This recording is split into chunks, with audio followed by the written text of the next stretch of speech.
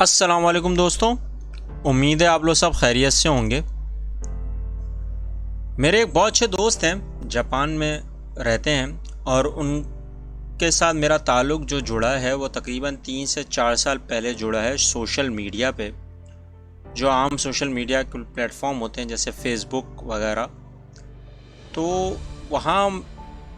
میری ان سے ملاقات ہوئی، اور اب ہمارا جو تعلق ہے وہ کم سے کم 3 سے 4 سال ہو چکے ہیں۔ تو جب بھی وہ مجھ سے ملاقات کرتے ہیں اور میں جب ان سے ملاقات کرتا ہوں، بڑے خوشگوار طریقے سے ایک دوسرے سے ملاقات کرتے ہیں اور ایک دوسرے سے بہت کچھ سیکھتے ہیں، سکھاتے ہیں۔ تو انہوں نے مجھے ایک چیز سکھائی جو بہت زبردست ہے جاپان کے حساب سے، جاپان کی اکنامی کے حساب سے، جاپان کی ترقی کے حساب سے۔ تو انہوں نے مجھے ایک چیز سکھائی بہت زبردست، اور وہ تھا اریگاٹو۔ اب اریگاٹو اگر آپ نوٹ کریں، اریگاٹو کا مطلب جاپنیز میں بولتے ہیں تھینک یو، یعنی کہ شکریہ۔ یہ بڑے ایک آسان سا ایک لفظ ہے، اور وہ ہمیشہ مجھے بڑے خوشگوار طریقے سے یہ لفظ مجھے بار بار وہ بتاتے ہیں۔ تو میں نے پھر ان سے ایک دفعہ پوچھ لیا کہ ان کا یہ کیا ترتیب ہے، کیا کلچر ہے۔ تو ان کے درمیان میں ایک بہت مشہور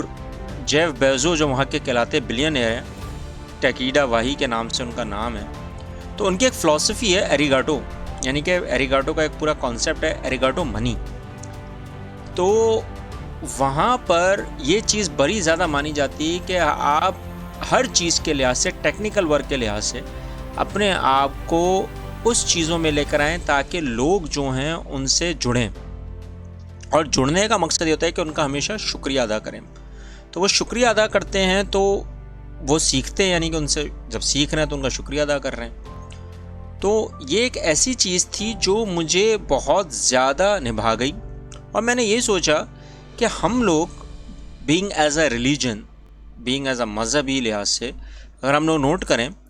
تو اسلام بھی شکر کے معاملے میں بہت زیادہ آگے، کیونکہ میں نے یہ خود بھی نوٹ بھی کیا ہے اور دیکھا بھی ہے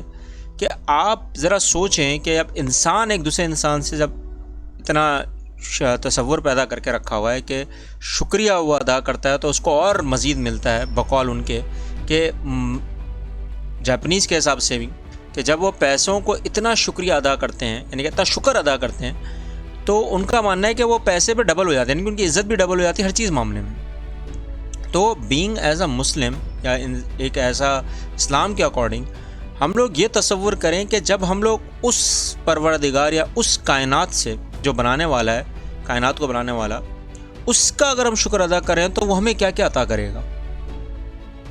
اور وہ کیا کیا عطا کر سکتا ہے۔ تو یہ ایک ایسا موضوع تھا جو میں آپ لوگوں سے شیئر کرنا چاہ رہا تھا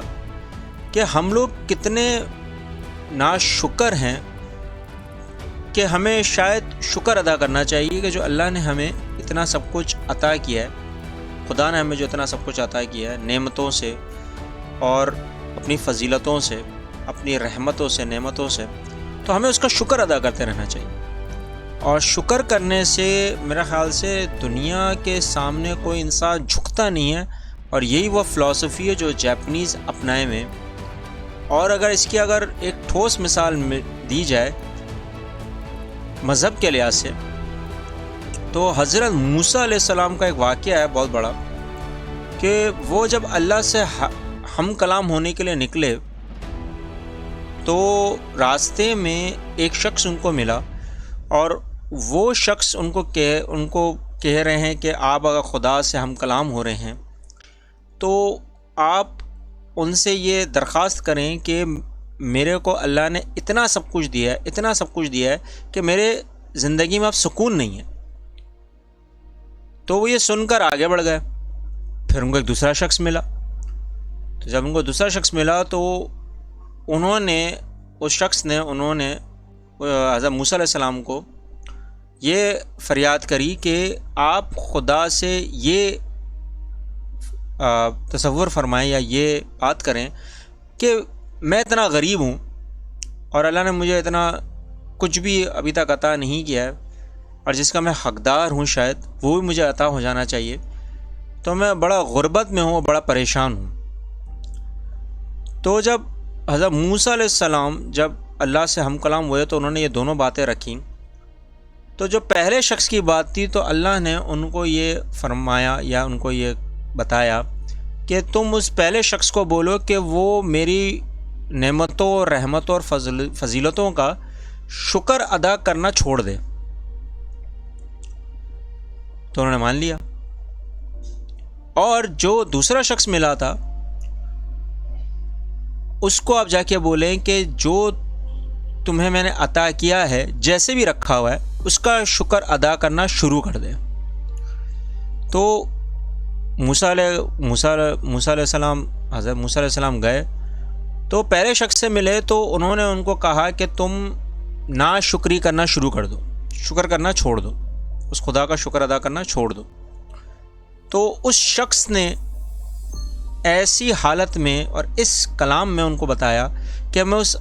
خدا کا کیسے شکر ادا نہ کروں جس نے مجھے سب کچھ عطا فرمایا ہے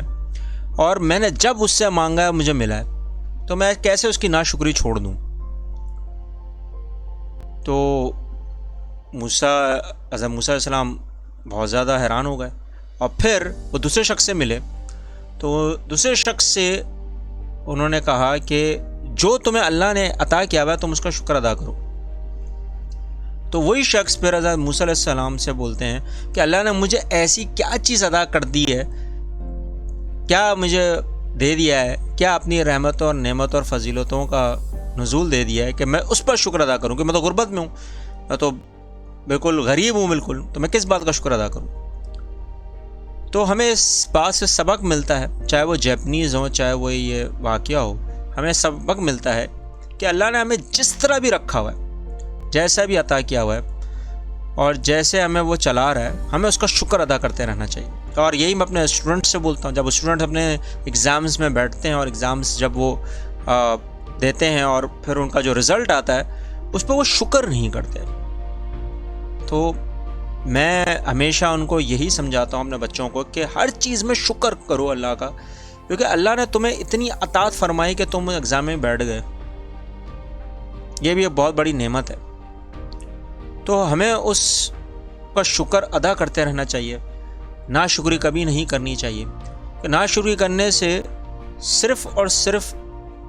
بد سکونی ہوگی اور زندگی کو بھی سکون نہیں ہوگا.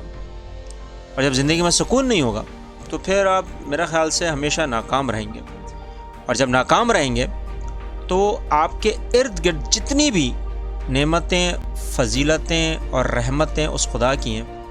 وہ شاید آپ کو نظر نہ آئیں. اور جب نظر نہیں آئیں گی تو پھر آپ کا اس دنیا میں ہونا یا نہ ہونا برابر ہے. شکریہ.